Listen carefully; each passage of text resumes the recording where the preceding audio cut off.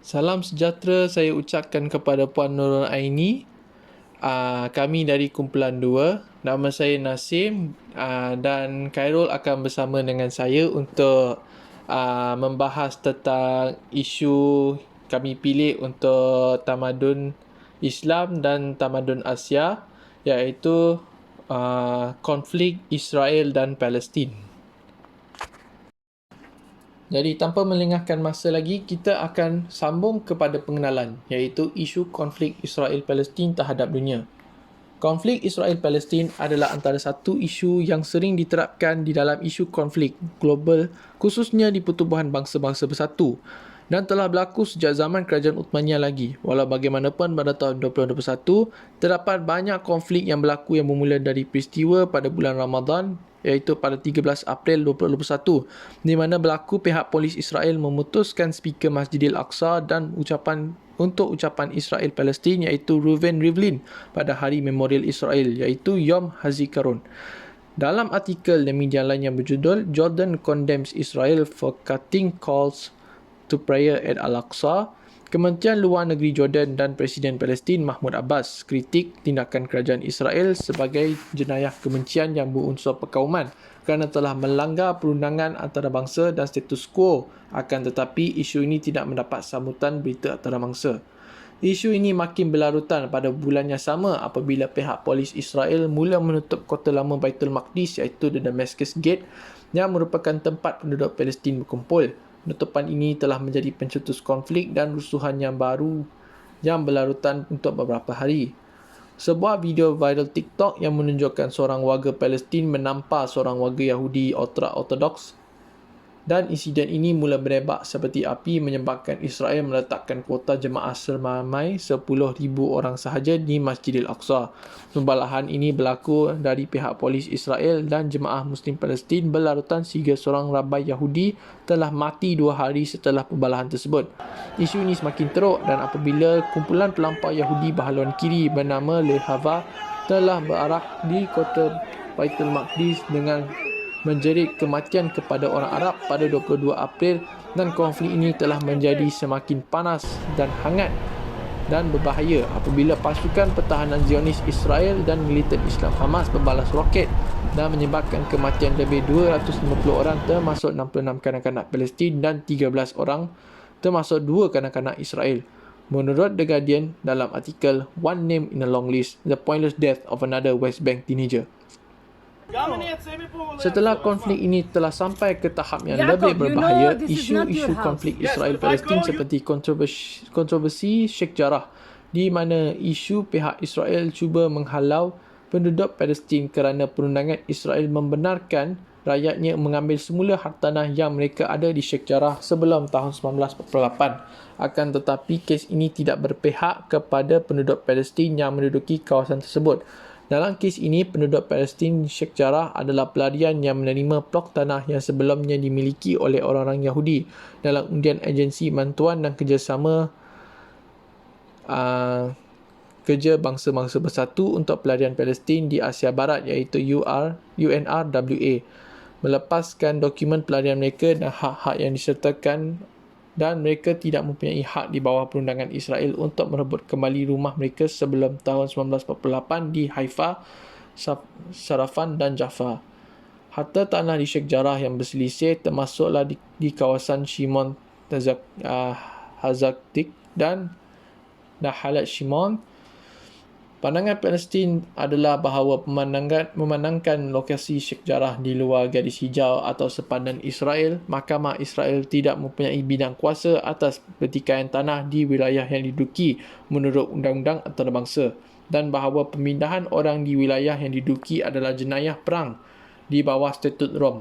Pejabat Hak Asasi Manusia Pertubuhan Bangsa-Bangsa Bersatu mengatakan bahawa ketika Sheikh Jarrah berada di Jerusalem Timur, yang dianggap wilayah pendudukan negara Palestin, di mana undang-undang kemanusiaan antarabangsa melarang penyitaan harta peribadi dan pengusiran warga Palestin boleh I am mencetus deeply jenayah shocked perang. by the Pada continued 2 air Ogos and artillery 2021, bombardment sejumlah by the keluarga Israeli Sheikh Defense Jarrah Forces in telah Gaza. menolak cadangan mahkamah As of untuk 19 menetap May, sebagai this had claimed the penyewa lives yang of at least dilindungi 208 tetapi mengaku Palestinians, tanah including tersebut 60 hak children, milik Israel and injured dan sidang thousands telah more. ditangguhkan. Pada 4 The Ogos, continued keluarga indiscriminate diminta firing of rockets untuk by Hamas and memberikan other militant groups towards population centers in Israel, hak resulting in tanah at least di 12 Sheikh Jarrah fatalities, pada including 10 2 Ogos children and hundreds of 2021. injuries, is Senarai also penyewa dalam rumah unacceptable. tangga mereka dan ikatan My heart sah goes out to mereka the dengan harta tanah yang berkenaan kontrak yang ditututi pihak masing-masing dengan kerajaan Jordan.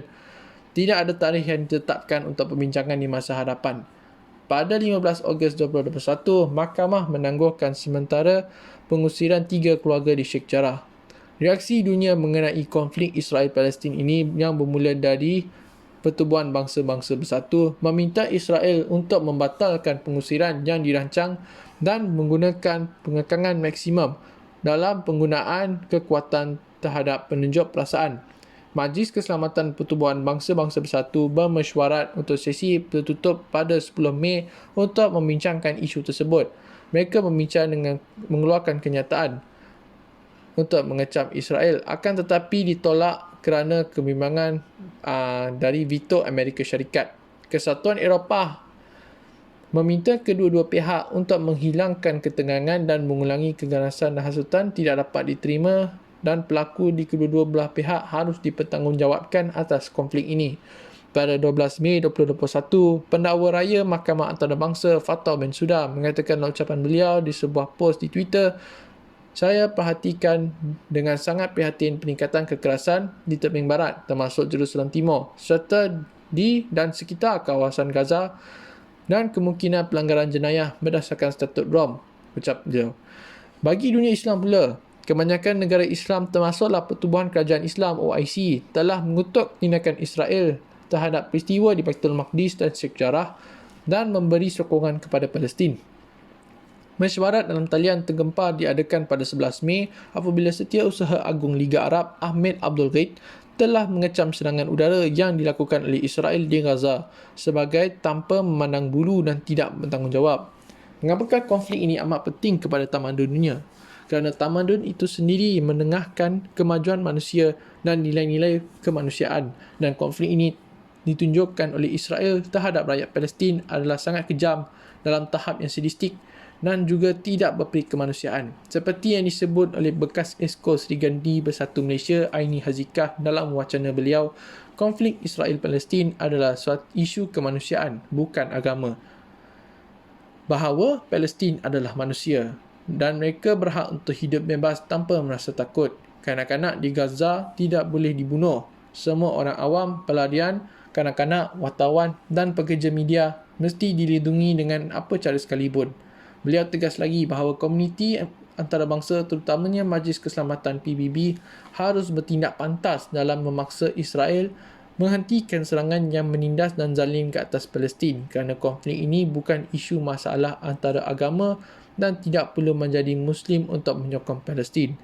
Ini adalah isu sejagat yang perlu diatasi oleh masyarakat dunia tanpa mengira bangsa dan agama. Seterusnya, kita akan membincangkan sejarah konflik Israel-Palestin. Sejarah konflik Israel-Palestin bermula sejak kemunculan pertubuhan nasionalisme dengan era kemerosotan dan pemodenan kerajaan Empayar Uthmaniyah dan penubuhan ideologi Zionisme oleh Kongres Zionisme Sedunia pada abad ke-19 Masihi yang dipimpin oleh nasionalis Yahudi Theodor Herzl. Dalam artikel Turki TRT berjudul "How Theodor Herzl Failed to Convince the Ottomans to Sell Palestine", Herzl cuba membeli tanah Palestin kepada Sultan Abdul Hamid II pada tahun 1896 melalui pembicaraan beliau iaitu Philip Danieliński dan Arminius Vanbury dengan kononnya membantu Sultan Abdul Hamid II mengatasi kemelutan kewangan ekonomi yang dibebani oleh kerajaan Uthmaniyah pada ketika itu. Dan dengan 20% dengan memberi wang sebanyak 20 juta US dollar ataupun 2.2 bilion US dollar pada kewangan kini. Akan tetapi Sultan Abdul Hamid II menolak tawaran tersebut kerana mengakui bahawa tanah Baitul Maqdis merupakan milik rakyat kerajaan Uthmaniyah pada ketika itu. Namun dengan perkembangan ideologi Zionisme di kerajaan Uthmaniyah pada Yahudi Uthmaniyah dan juga imigrasi Yahudi Eropah ke Timur Tengah telah memberi pengaruh kepada struktur politik kerajaan Uthmaniyah. Pada penghujung abad ke-19 Masihi, apabila Theodor Herzl dan Sultan Abdul Hamid II bersemuka, Abdul Hamid II bersetuju membenarkan syarikat Yahudi bertapak di Istanbul dan membantu mengurangkan hutang kerajaan Uthmaniyah daripada kuasa besar Eropah dengan syarat Palestin akan diberi kuasa otonomi dan menjadi destinasi migrasi kaum Yahudi. Kesannya perbalahan tersebut pada imigran Yahudi Eropah dengan penduduk asal di Palestin berlaku. Akan tetapi ianya tidaklah seteruk seperti kini.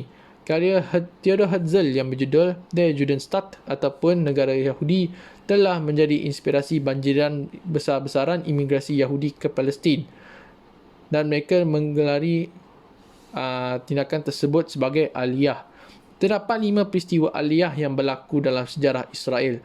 Aliyah kedua yang berlaku adalah pada tahun 1904 hingga 1914 dengan masuk campur penjajah British dan Perancis mengisytiharkan deklarasi Balfour yang memandang baik penubuhan satu kediaman rakyat Yahudi di dalam Palestin. Aliyah ketiga iaitu pada tahun 1919 hingga 1923 dan keempat 1924 hingga 1929 berlaku akibat kesan Perang Dunia Pertama. Peristiwa ini telah menaikkan kemarahan penduduk Arab pada ketika itu dengan 133 Yahudi terkorban termasuk 67 di Hebron. Peristiwa Aliyah kelima disumberkan oleh kemunculan Nazisme dan Adolf Hitler pada tahun 1933 dan pada Perang Dunia Kedua dengan peristiwa Holocaust berlaku kepada Yahudi di Eropah telah meningkatkan lagi banjiran imigrasi Yahudi ke Palestin dan mengubah geopolitik Timur Tengah yang memulanya dengan populasi Yahudi di Palestin pada tahun 1922 hanya melengkapkan 11% telah meningkat kepada 30% pada tahun 1940. Pada penghujung Perang Dunia Kedua, kira-kira 600,000 orang penduduk di Palestin adalah berketurunan Yahudi. Pada tahun 1947, apabila British telah melepaskan mandat British Palestin kepada Pertubuhan Bangsa-Bangsa Bersatu, mereka bercadang untuk membahagikan tanah Palestin untuk orang Arab dan Yahudi. Akan tetapi, keputusan ini ditentang keras oleh negara-negara Timur Tengah dan kebanyakan negara Muslim. Kaum Yahudi mendapat 55% daripada seluruh wilayah tanah meskipun mereka hanya merupakan 30% dari keseluruhan penduduk di Palestin. Manakala Baitul Maqdis iaitu bandar suci Yahudi, Kristian dan Muslim akan menjadikan bandar antarabangsa yang dipantau oleh PBB. Israel mengumumkan kemerdekaan pada 14 Mei 1948. Namun keesokan harinya pada 15 Mei, Israel diserang oleh pakatan tentera dari negara-negara Islam seperti Syria, Jordan, Mesir, Iraq dan juga Lebanon dan negara Arab yang lain. Dalam peperangan ini, Israel berjaya mengalahkan tentera bersekutu Arab dan malah merampas lebih kurang 70% dari luas wilayah Palestin dari sempadan resolusi PBB 1947. Perang ini menghasilkan banyak ramai rakyat Palestin merempat di daerah Israel. Sejak itu, Israel dan Palestin bersama dengan kerjasama negara-negara Arab telah berperang sesama mereka dalam Perang Terusan Suez 1996. Akan tetapi pada tahun 1967, ianya telah mengubah lagi bentuk geografi dan sempadan pada ketika itu. Perang 6 Hari 1967 dan Perang Yom Kippur 1974 telah memberi kemenangan kepada Israel dengan menakluki dataran tinggi Golan dan juga Semenanjung Sinai. Akan tetapi dasarkan PBB, Israel mengembalikan semula tanah jajahan tersebut iaitu daripada Baitul Maqdis Timur akan diberikan kepada Jordan dan Sinai kepada Mesir. Konflik Israel-Palestin semakin parah dengan intifada pertama iaitu pada tahun 1987 dan intifada kedua pada tahun 2000 ataupun dikenali sebagai Intifada Al-Aqsa dengan rakyat Palestin mula mengangkat senjata dan menyertai Hamas, kumpulan militan Islam untuk membebaskan Palestin dari cengkaman Israel. Intifada juga telah menggoyangkan struktur politik di Palestin sehingga kini dengan militan Hamas telah mentapir Gaza dan kerajaan Palestin mentadbir Baitul Maqdis Timur dan kawasan ini disetujui oleh Perjanjian Oslo 1993 dan Perjanjian Oslo kedua 1995 yang berdasarkan resolusi PBB 242 dan 338. Gaza mengalami krisis kemanusiaan kerana disekat tanah laut dan udara oleh Israel sejak tahun 2007. Konflik Israel-Palestin muncul semula dengan kemunculan Daesh iaitu ISIS ataupun dikenali sebagai The Islamic State of Iraq and Syria, pentarifan Amerika Syarikat kepada kota Jerusalem sebagai ibu negara Israel, dan juga konflik Israel-Palestin tahun 2021 dengan hartanah Sheikh Jarrah dan juga peristiwa bulan Ramadan yang telah mengapikan lagi konflik ini. Bagaimanapun, kita dapat melihat bahawa konflik Israel-Palestin ini dapat kita lihat bahawa orang Israel menganggap orang Palestin ini sebagai orang yang kasar, tidak berpendidikan dan juga pengganas. Manakala orang Palestin menganggap orang di Israel sebagai penjajah dan kejam terhadap golongan minoriti di Israel. Analisa kesan perubahan tamadun dunia akibat konflik Israel-Palestin.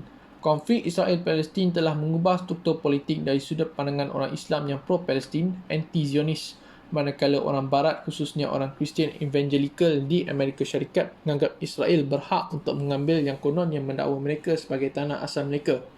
Pada asalnya, konflik ini didokong oleh ideologi nasionalisme dari Yahudi Zionis yang mendakwa kaum Yahudi mesti mengambil semula Palestin untuk mewujudkan satu kediaman rakyat Yahudi di dalam Palestin dan mempertahankan identiti dan budaya Israel. Manakala untuk Arab Palestin pada awalnya memperjuangkan kepentingan bangsa mereka dari orang Turki di bawah pemerintahan Kerajaan Uthmaniyah, akan tetapi oleh kerana kebanjiran imigran Yahudi di Palestin telah memberi mereka cabaran yang baru untuk mempertahankan tanah Palestin daripada banjiran imigran orang Yahudi Eropah ataupun orang Yahudi Ashkenazi. Akan tetapi malangnya situasi itu berlarutan teruk apabila perjuangan nasionalisme diselimuti dengan konflik perkauman antara Yahudi dan Arab, dan paling teruk antara konflik keagamaan antara Judaism dan Islam. Kesannya, ramai orang Islam dan Yahudi mempunyai prejudis sama mereka, telah melahirkan ideologi yang lebih ekstrim, iaitu pada antisemitisme pada orang Islam dan Islamofobia pada orang Yahudi. Konflik Israel-Palestin telah menunjukkan kelemahan pertubuhan bangsa-bangsa bersatu untuk mengatasi konflik yang berlarutan lebih 100 tahun ini. Pada tahun 2007, Presiden Majlis Hak Asasi Manusia Pertubuhan Bangsa-Bangsa Bersatu UNHRC, Doru Romulus Kostea sendiri mengakui bahawa UNHRC telah gagal untuk mengatasi masalah konflik Israel-Palestin. Negara khususnya yang bermajoriti agama Islam mengkritik PBB bahawa sementara Israel mengambil kesempatan memiliki perhubungan diplomatik dari Amerika Syarikat untuk bergantung kepada kuasa veto undang-undang yang relevan terhadap kepentingan Israel, manakala orang-orang di Palestin tidak memiliki kekuatan seperti itu untuk menggunakan di dalam persidangan PBB. Isu radikalisme menjadi satu isu di dalam konflik ini, dari dengan kemunculan ideologi radikal dalam Evangelical Christian di Amerika Syarikat yang mementingkan kepentingan agama Kristian di Israel dan mempercayai bahawa pengiktirafan Israel adalah tanggungjawab mereka sebagai seorang Kristian. Pengaruh Kristian Evangelical di Amerika Syarikat amatlah kuat kepada kerajaan Amerika Syarikat yang dipimpin oleh Presiden Donald Trump, sehingga menurut tinjauan yang dilakukan oleh Pusat Pendidikan Pew, 82% orang evangelis yang berkulit putih berpendapat Tuhan memberikan Israel kepada orang Yahudi. Kurang dari separuh orang Amerika Yahudi atau Amerika Katolik telah bersetuju dengan pandangan tersebut. Menurut tinjauan Bloomberg, hampir 60% evangelis mengatakan Amerika Syarikat harus menyokong Israel walaupun kepentingannya berbeza dengan kepentingan Amerika Syarikat itu sendiri. Zionis di Israel menggunakan kesempatan ini mempromosikan Israel sebagai sebuah negara yang mementingkan kepentingan agama Israeliat seperti Judaism dan Kristian. Akan tetapi, kritikan Israel muncul apabila dalam sebuah dokumentari YouTube dari TRT World yang berjudul Palestinian Christians Under Israeli Occupation Speaks Out menceritakan layanan buruk terhadap Israel terhadap orang Kristian di Palestin, dan salah seorang komentar sampai mengatakan bahawa orang Islam Palestin adalah orang yang lebih prihatin terhadap mereka daripada jemaah Kristian seluruh dunia. Sekarang saya akan memberikan Khairul untuk membincangkan tentang cadangan dan rumusan terhadap isu ini. Dipersilakan.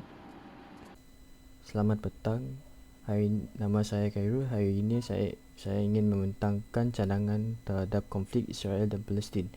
Jadi untuk memastikan tamadun bersatu padu antara Palestin dan Israel di masa depan, terdapat pelbagai cadangan dalam perspektif untuk menyelesaikan konflik antara dua negara peradaban yang telah berlaku bertahunan dan sehingga kini dalam kepentingan mempelajari ilmu ketamadunan. Dalam isu konflik antara dua negara iaitu Israel dan Palestin, pentingnya terhadap toleransi antara dua belah negara. Kelahiran tamadun bermula dari toleransi yang tinggi terhadap sumbangan tamadun lain. Kesungguhan untuk mewujudkan interaksi beradab adalah pendorong untuk memupuk kehidupan beradab. Menolong dan bertoleransi adalah sumbangan tamadun lain mencerminkan sikap terbuka untuk menerima sumber yang baik dari tamadun-tamadun ini, yang seterusnya menyumbang kepada kemunculan peradaban lumbung. Sebagai contoh, dalam aspek agama Islam, dalam isu konflik Israel dan Palestin, kepentingan tempat suci Baitul Maqdis amat penting. Umat Islam menyedari bahawa Baitul Maqdis adalah tempat suci yang penting di tanah Palestin. Ini sangat penting dan mempunyai kaitan jangka panjang dalam Islam dan agama-agama samawi yang lain. Mengikut Al-Quran, Baitul Maqdis di sinilah berlakunya Isra dan Miraj. Sebagaimana Nabi Muhammad SAW setelah mendapat hasrat bersemuka dengan Allah. Baitul Maqdis menjadi tanah perantara di bumi Palestin. Bagi mempelajari bahawa Baitul Maqdis sebahagian kiblat umat Islam, penduduk tempatan yang beragama berlainan haruslah menerima yang dengan rasa kongsi, memiliki dan kepunyaan dengan bersama-sama di tanah Palestin untuk mengekalkan keharmonian keagamaan antara penduduk berbagai-bagai Yahudi, Kristian dan juga umat Islam. Oleh kerana itu juga, Israel dan Palestin harus bekerjasama untuk mengekalkan tempat suci asli di Jerusalem. Ini juga boleh membantu dalam sistem peradaban di antara dua negara yang menduduki di tempat sama bukan saja dari segi agama tetapi dari segi sesuatu tempatan. Selain itu, cadangan kedua ialah mengamalkan politik kukuh dan stabil di tanah Palestin.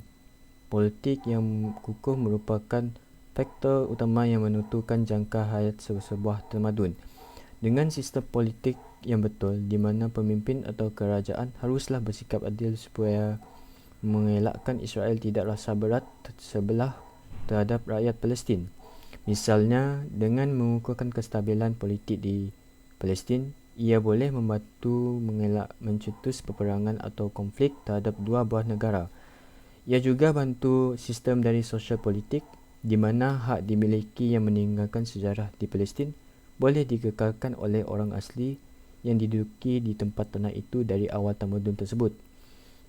Negara-negara berada di Timur Tengah haruslah berganding bahu kepada sesama sendiri untuk mengawal kestabilan politik, seperti contoh menumbuhkan persidangan antara negara Islam di negara Timur Tengah untuk membincangkan menyelesaikan masalah di Palestin.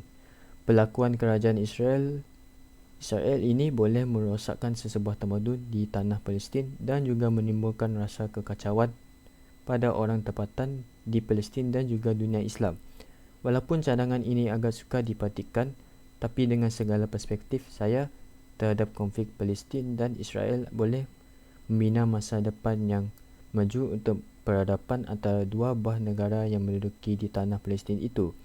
Inilah pentingnya mempelajari kepentingan ilmu ketamadunan agar boleh menyelesaikan masalah yang timbul bukan saja di Palestin, bahkan pada tamadun yang lain. Jadi, bagi rumusan untuk laporan kami, khususnya walaupun dunia kini bersatu tanpa mengira bangsa dan agama, isu konflik Israel-Palestin masih gagal diselesaikan. Walaupun negara-negara Islam mempunyai pengaruh terhadap organisasi mereka sendiri, seperti pertubuhan persidangan Islam untuk mengenangi isu-isu Palestin dan Israel, mereka masih juga gagal untuk mengkritikkan dan melakukan tindakan politik terhadap Israel. Perundingan tersebut boleh membantu mangsa-mangsa di Palestin dan membantu mengelakkan pembunuhan besar-besaran di Palestin. Oleh kerana itu, kepimpinan Israel masih mengambil faedah kekuatan politik Amerika Syarikat. Ini menyebabkan krisis kemanusiaan tersebut terus berlarutan di negara Palestin. Inilah punca percetusan peperangan dan konflik yang masih berlaku sehingga hari ini. Konflik ini telah memberi kesan di seluruh dunia. Malah ia menarik perhatian buat terutama yang umat Islam. Jika jagaan konflik ini terus berterusan, ia akan memberi kesan yang parah terhadap ketamadunan dunia terutama mengenai konflik ini dari segi agama, politik dan sebagainya. Ia juga memberi impak terhadap dunia Islam. Perlakuan rejim Zionis Israel ini haruslah dikritik dan perlu membulat suara demi membentuk masa depan dalam peradaban sesebuah tempat. Hal ini demikian dalam pentingnya ilmu ketamadunan di Malaysia yang boleh memupuk semangat nasionalisasi melalui perpaduan di kalangan ramai, khususnya tujuan untuk membangunkan sesebuah negara yang tamadun. Terlihat pada konflik Israel dan Palestin memberi penilaian yang besar agar kita dapat mengatasi masalah-masalah di dalam negara dan negara yang lain. Ilmu ketamadunan amat penting untuk mengajar generasi agar teruskan perjuangan dalam membentuk negara yang harmoni dan juga bertemadunan. Sekian, terima kasih.